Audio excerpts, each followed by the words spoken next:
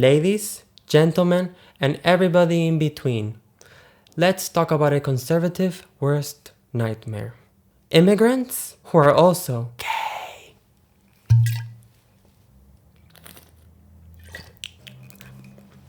The wine is not good, it's staying here. In this video, I want to go through the journey of queer migration. What is it? Who are queer migrants? Where do they go? And how is life after and during their resettlement? Why are we going there, you may ask? Well, first of all, this is my channel and I can talk about whatever I want. Second, most of the discourse in this website is mainly from people from the United States and the UK, and quite frankly, I'm bored of that. Lastly, this is a topic that is near and dear to my heart, for personal reasons. If you haven't been able to tell by now, I know that it's not very obvious, but I want to be honest and be clear with you up front. I am a non-native English speaker. There, I said it. Like, this is a very vulnerable moment for me, and I just want to be honest with all of you from the get-go. I'm also gay. My dad is not very proud. Cheers to that. So before embarking on this journey, I just want to make some rules clear. When I'm talking about queer, I'm talking about the whole LGBTQ plus spectrum. We do not leave anybody behind. And when I'm talking about migrants, I'm talking about those who are immigrants, those who are asylum seekers, and those who are refugees. I will compile a list of all of the references that I used to inform and create this video. I just want to put that information out there for all of you haters. Don't make me walk the plank. This whole script is full of maritime references. The main idea was to do cargo ship eleganza extravaganza. However, I ended up giving Amazon warehouse realness. So bear with me. So put on your life vest and prepare to cruise at a nice and comfortable 69 knots. I'm not talking about that type of cruising, you dirty little whore. So why even talk about this topic? Even though that the rights and liberation movements of queer people is better than decades prior, but I think we can all collectively agree that it's still not great. There are still 69 countries around the world. Yes, I said 69. 69 countries around the world that still criminalize people based on sexual orientation. And when I say criminalize, I'm talking about physical assault, I'm talking about imprisonment, I'm talking about execution.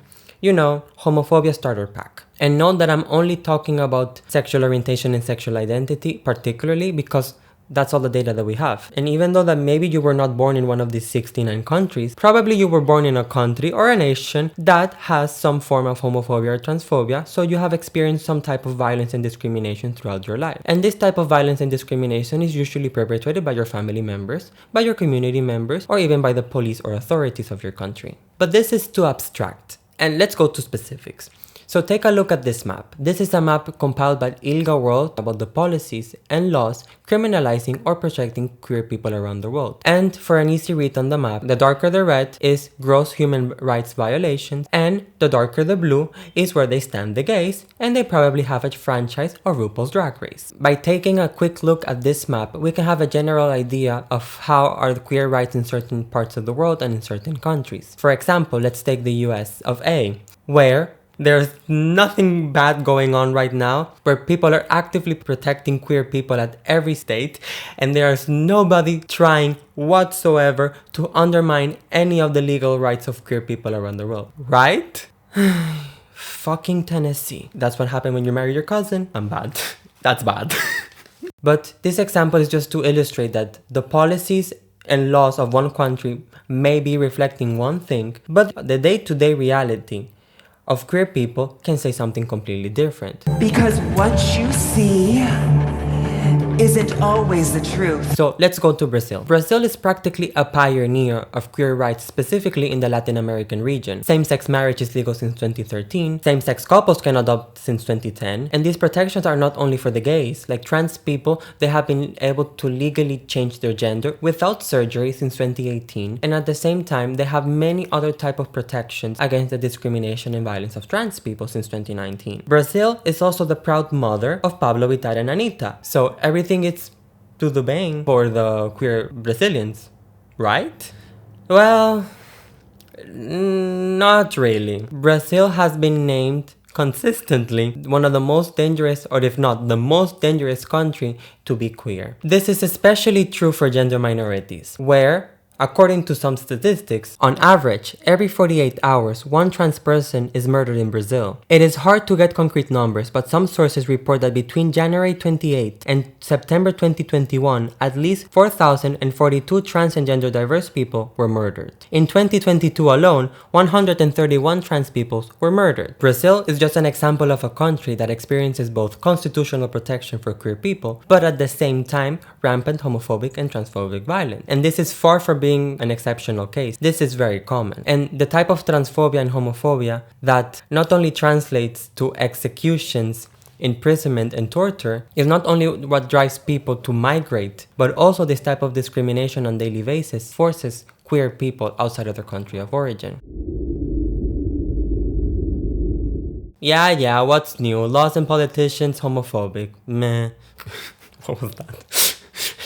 It's nothing new. Let's focus on the people who are migrating. Like, what do we know so far from them? Why do queer people migrate? There's an overwhelming amount of evidence suggesting, and this is important academic work, and these academics suggest that queer people migrate because they want a better life. This is cutting-edge scientific evidence. I hate academia. God, get me out of here. Before moving on, I think this is a good time to distinguish between the different type of migrants. So I've been using migrants kind of like an all-encompassing term, but to be honest, there's a difference between migrant and immigrant. The difference is that migrant is a temporary stay, and immigrant is an indefinite stay. I know, groundbreaking. But I'm using the word migrant because in this day and age, nothing is certain. Now let's move on to the one that everybody confuses. Refugees and asylum seekers. Refugees are, and I quote, those who are unable or unwilling to return to their country of origin owing to a well-founded fear of being persecuted for reasons of race, religion, nationality, political opinion, or membership of a particular social group. Social group being French for being a homo. Coño. An asylum seeker, on the other hand, is the same thing as a refugee, but, and I quote, is someone who claims to be a refugee but who claims hasn't been evaluated. On one hand, to be considered a refugee, the host country, that is the country that is providing the migrant or the person who's seeking for refugee or asylum, the refuge or asylum, this country must have a formal recognition of the fear of persecution of a particular nationality or social group based on one of the criteria that I mentioned earlier. So, when you enter that particular country, there's already a recognition that you are a refugee. Think, for instance, at the beginning of the Russian invasion. Many Ukrainian people were able to cross the border to countries such as Poland, other neighboring countries, and they were able to do so because there was already a legal recognition that this particular group are refugees. On the other hand, we have asylum seekers. That is that the country or the host country does not have a formal recognition that this particular group has a well-founded fear of persecution because of the reasons that I mentioned earlier as well. So in order to get this formal recognition, the individual must first enter the host country and ask for asylum. That is, a judge or an authority or some form of legal entity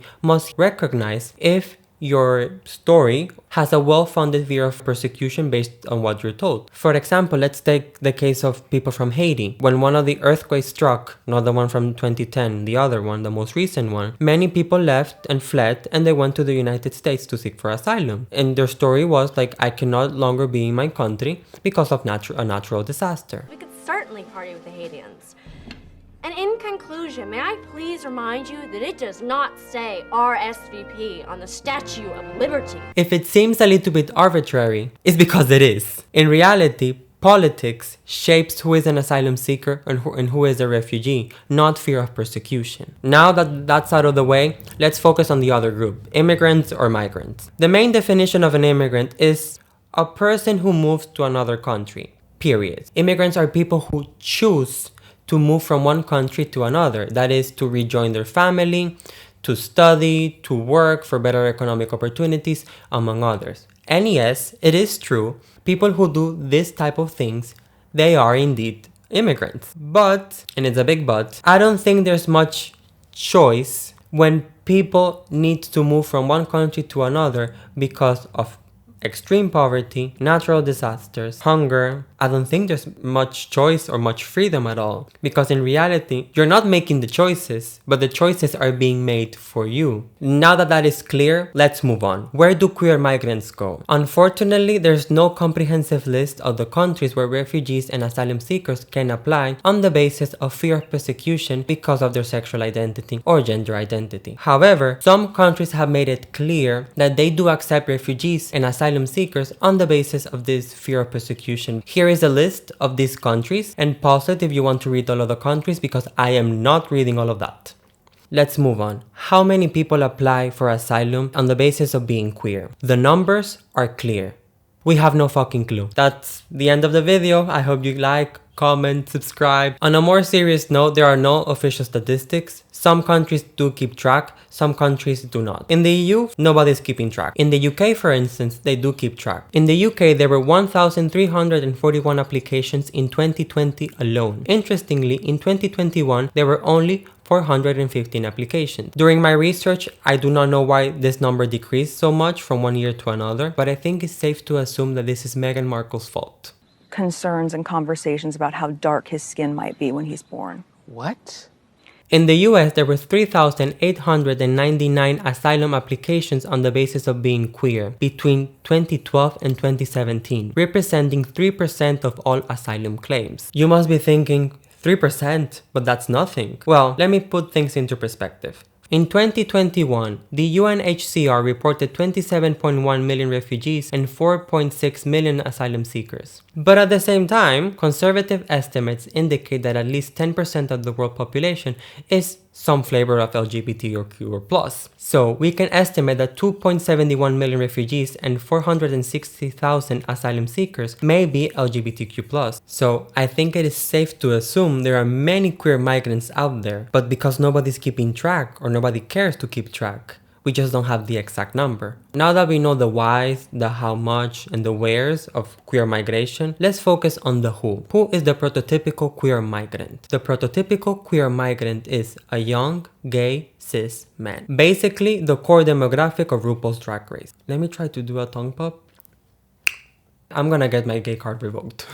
These are basically the people who first have the privilege of leaving their country. Many women do not have the privilege of doing so. At the same time, these are the ones who are able to reach their country of destination safely in order to tell their stories. But I can assure you there are many other type of queer migrants that leave their country, but their stories are not heard because they just don't make it. And they don't make it because they face many obstacles during their journey. What obstacles, you may ask? Girls, strap in!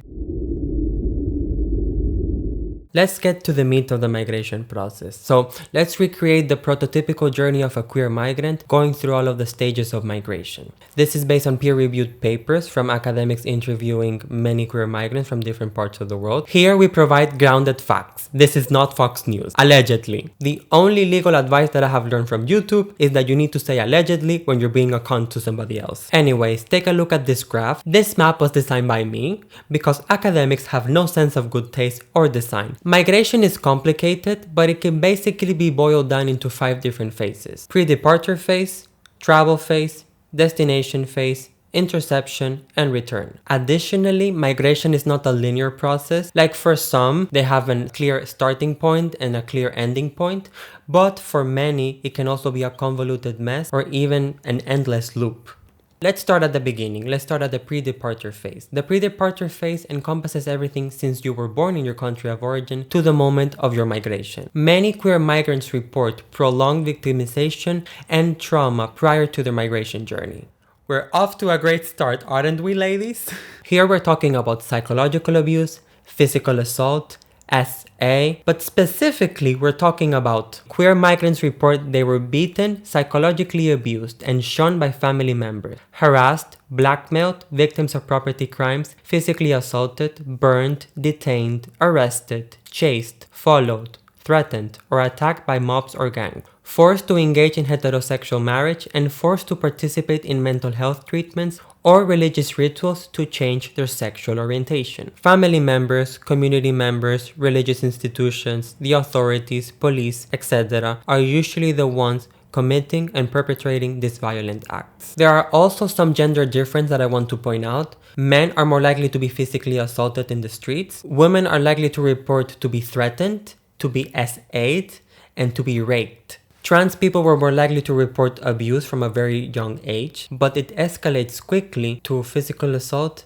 and SA the older that they get. These are all crimes, right? Why they do not report it? Many do, but the concerns of queer migrants in their country of origin are often overlooked. And I think this is the better option, because the other option is that they're further victimized by family members, community members. Prolonged and repeated exposure to trauma and victimization, coupled with a general sense of helplessness, creates what we know as complex PTSD. Complex PTSD is basically PTSD on steroids, and it has a profound impact in your cognitive functioning. It affects many parts of your life, and at the same time, it affects how you cope with difficult situations.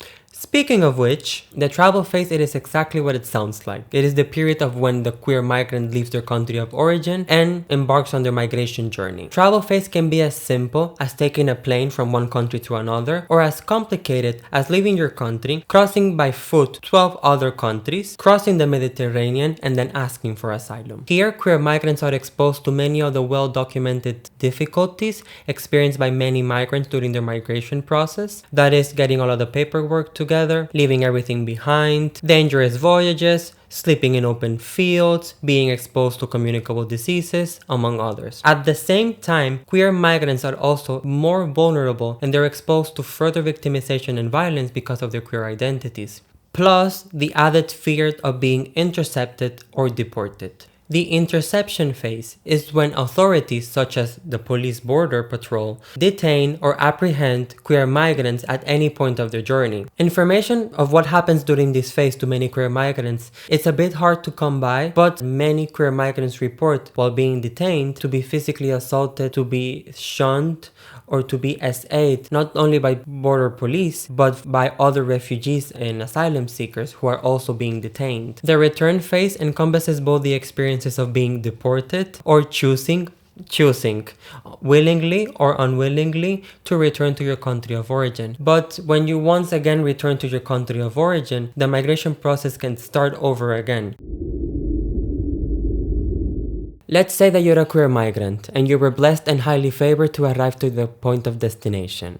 If you're an asylum seeker, of course, the first thing that you need to do is ask for asylum. The process of asking for asylum on any basis is a fucking mess. But when you're asking for asylum on the basis of persecution of your sexual identity or gender identity, the academic term for that is it is a fucking shit show. Many people who are in a position to help refugees and that work with refugees and asylum seekers, first of all, they don't have any clue that you can apply for asylum or refugee status on the basis of sexual orientation or gender identity. Second, many countries and regions of the world do not have accurate processes or any processes at all of how to handle applications of asylum seekers who are sexual minorities or gender minorities. And this has led to a lot of improvisations, let's put it that way. One of which is that they have taken the initiative to assess that you're actually gay or you're actually trans and that you're not lying. By asking you things such as, do you know who Madonna is? Do you know who Beyonce is?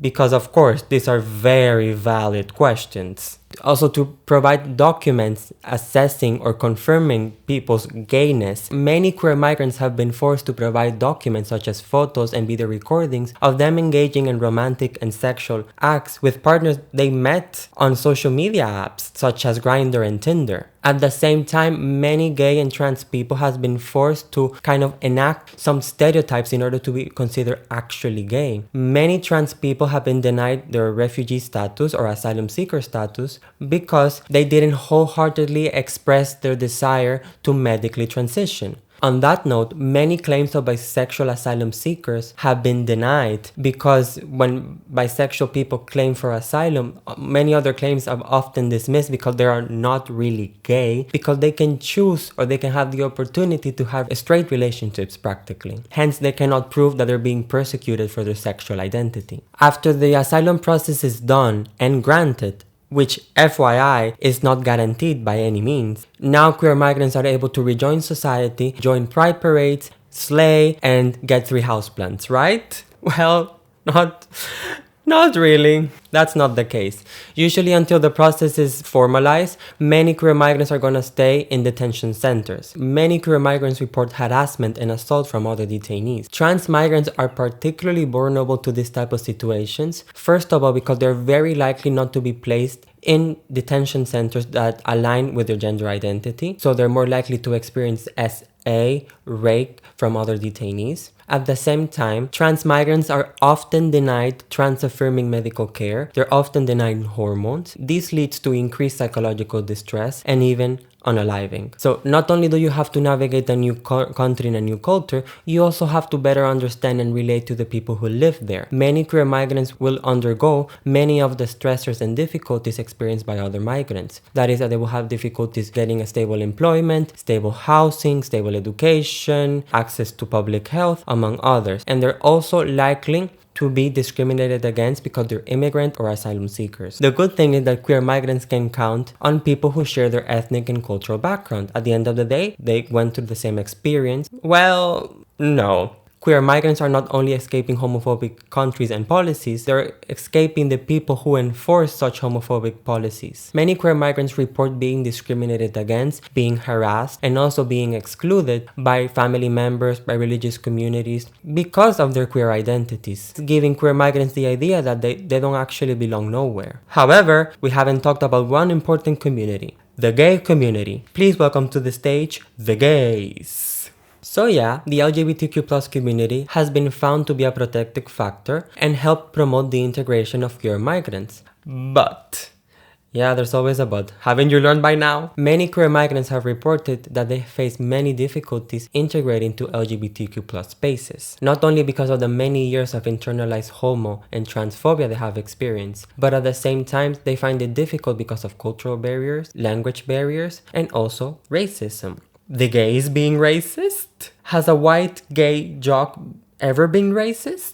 They say like no chocolate, no rice, no curry. It's just a preference. They just want to have sex as plain as their chicken. I digress. Queer migrants have reported that they cannot fully express themselves. That is, that they cannot express more of their cultural and ethnic identities within the LGBTQ plus community. Like somehow being Muslim and being trans are mutually exclusive, which is, to be fair, a bit ironic because usually like in very Anglo-American cultures and also within the LGBT community, like the main premise is that you can be yourself, you can express yourself however you want. Like great, now you have a community that tells you like you can be whoever you want, but you have to be and behave under these certain conditions. If not, you're not really gay. On top of that, queer migrants have to acculturate to LGBTQ plus culture. The LGBTQ plus community has its own set of cultural artifacts. They have symbols, they have figures, and they have a very complex vernacular. Yes, Gaga, you look so good. Are you really gay if you do not know Born This Way, RuPaul, Voguing, The Babadook? People were fighting for gay rights, and people were killed at Stonewall. Nobody was killed at Stonewall. Nobody was killed? Actually, one of the best examples I can think of gay acculturation comes from RuPaul's Drag Race. Remember in season 11, contestant Plastique Tiara, which yes, she's both my biological mom and my biological dad. She said that she had some challenges in RuPaul's Drag Race because she didn't know all of the references because she was originally born in Vietnam and migrated to the US at a very young age, where she famously said, Are you familiar with Beyonce? We don't have that in Vietnam.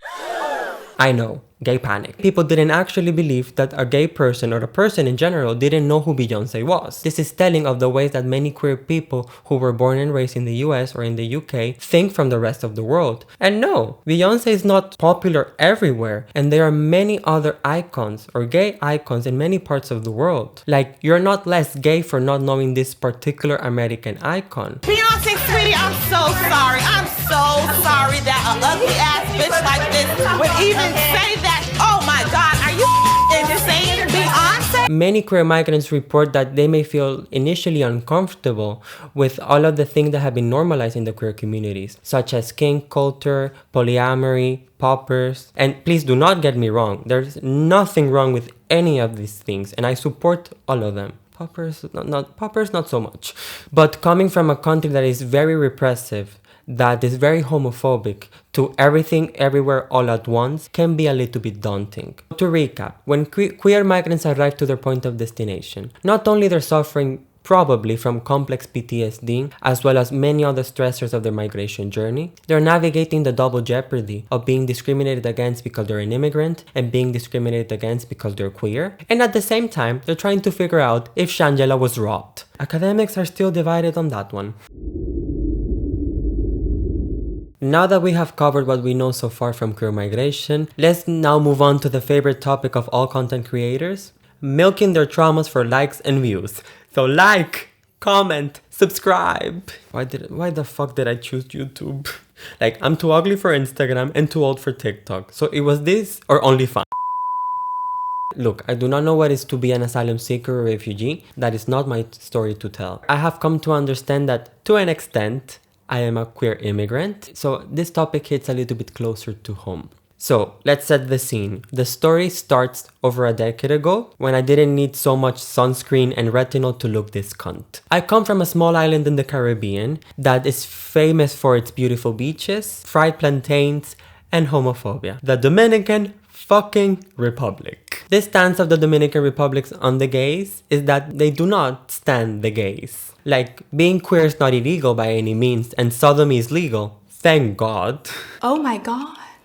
Time and place. There are no legal protections or recognition for LGBT people, and public life as a queer person is that don't ask, don't tell, keep it to yourself, and do not exist in public. When you have the president in a literal interview saying that he does not believe in same-sex marriage, you know that the gays are not okay. Desde el año 2016, ustedes pueden buscar nuestras respuestas. Yo he dicho que no estoy de acuerdo con el matrimonio entre personas del mismo sexo. Y yo estoy, a muchos de los pastores que están aquí, he hablado con ellos y le he explicado por qué no estoy de acuerdo.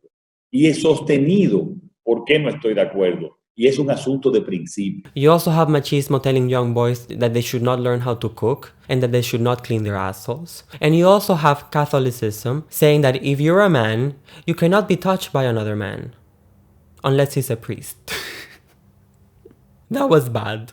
I'm going to hell. But what's new? Growing up under these conditions, as you can imagine, there's a lot of internalized and blatant homophobia that practically tells you that you need to pass as straight at every point in your life. I was also lucky enough that thanks to my skin color, aka being white, and also being from a middle-class background, like this protected me from the worst homophobia that my country has to offer. Talking about social class, like because I come from the middle class, or I come from a good family, that means that there's also a lot of pretending that you need to do. In third world countries, it is a privilege to live in the center of the city and go to private schools and to go to private hospitals, but at the same time, it is a necessity. It is also practically socially enforced that you need to be in specific places, have specific type of things, such as iPhones, cars, in order to be socially relevant and accepted by your peers, even though that you cannot afford groceries, which was the case of my family. So there was also a lot of passing to be from a certain social class. At the same time, financial problems ignited conflict and a lot of mental illnesses within my family. And when I was experiencing mental health issues myself, I had to do what every functioning adult does.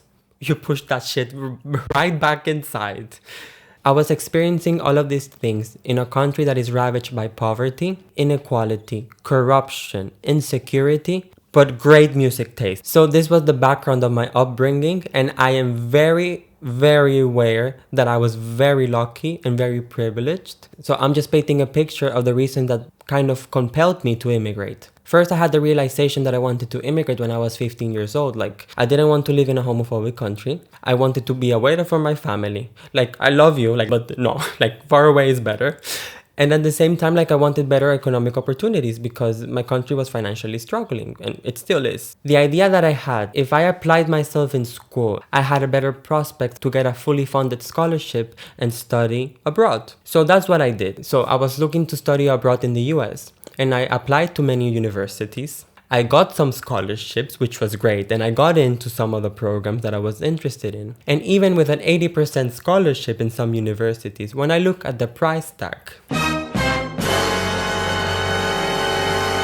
Malditos gringos. I took the SATs for nothing. I knew that I had to give up my dream of studying abroad in that time. So I decided to do my bachelor's degree. Well, I didn't decide it. I didn't have any other option. I went and I did my bachelor's degree in my homophobic island. But I have to say that it was one of the best times living in the Dominican Republic. However, when you're immigrating or you're planning to immigrate, you're planning for the long game. You're not planning for immediate rewards. You're planning for your future.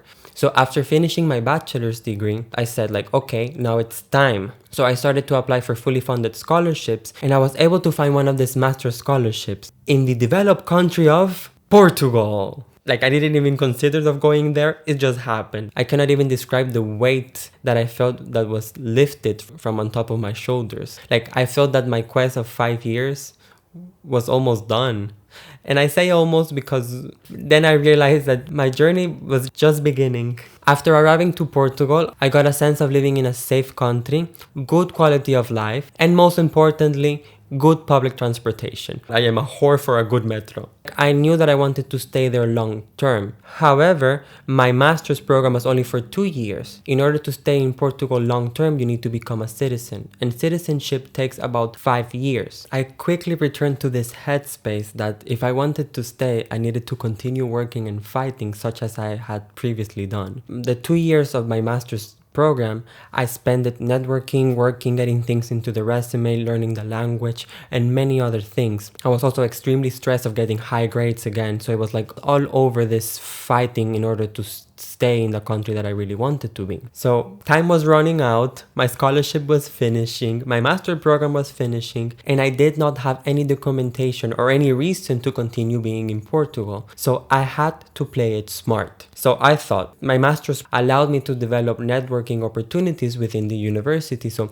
let me play into that. Maybe I can apply for a PhD scholarship. So that's what I did. I waited for the European bureaucracy to do its work without knowing if I was going to be able to stay or not. It was anxiety and uncertainty to the level that you cannot comprehend. And after those 4 months of waiting, I got the news that I got in and I had the scholarship. So it was finally the moment that I could breathe. So yeah, this is my sob story so far. And compared to other people, especially people who are refugees, asylum seekers, people of color, trans people, like my story, like it's nothing. They have to repeatedly undergo and experience blatant form of discrimination and exclusion. Like, I have not experienced this form of blatant discrimination, and probably I will never will. I do, however, have experienced some more subtle forms that I can relate to some of the experiences of these particular groups of people. I have noted that when I call public officials or some type of customer service, they treat me like shit because I have a thick accent in Portuguese. But when I go to the places in person, they treat me as if I'm European or a tourist. So they treat me with decency and humanity. Like, I have experienced like random people correcting me or lecturing me on the proper way of speaking Portuguese. I have also experienced many people, because I have an accent, many people treating me as a child, like they infantilize me or they think I'm an idiot. I've also experienced feeling too foreign when I'm connecting or developing relationship with other Portuguese people. At the same time, I also feel that I am too gay or too queer when I'm trying to connect with my Dominican diaspora. Having this feeling that you don't truly belong anywhere. I think that for many queer migrants, in my opinion, there is this sense of lost time. I think for many queer migrants, not only you lost your adolescence and your childhood for being queer, you're losing the best times of your life or the best years of your life or whatever that means, because you're adapting, starting over in this new country. For me, it has taken like about 15 years to finally be in a position that, yeah, like I finally feel that I can start living an authentic self. I also think that queer migration is psychologically taxing. There's always this feeling like, what's next? You're always waiting for something, for a document. You're always waiting for the next opportunity. Queer migrants don't have the luxury of relaxing. If you do not think like 1 to 3 years ahead, you risk the chance of not being able to renew your residency permit. On top of that, I think that queer migration in general has a real life tax. That is that you cannot restart your life automatically. There are many steps that you have to take along the way. If you want to start your professional life, probably you need to spend a lot of money resources, and time validating all of your documentation, which takes years and thousands of euros. It's like life constantly telling you like, but I'd rather do what I want to do. Well, what you want to do is not necessarily what you're gonna do. the doors she has opened. Queer migration and migration in general takes a toll on your agency. You feel that you are not choosing, but the choices are being made for you. You have been working for years for a chance to live your life as authentically as possible, but through the process of migration, resettlement forces you to wait. So you're waiting and praying for a fucking piece of paper, a visa, a permit, a passport, something that you could sleep comfortably at night, so you can tell yourself like all of the work that you did was worth something. People who put their lives on pause or hold for the sense of having a life that has a semblance of human dignity and rights, like a good public transportation system. Ru, is the bus still running?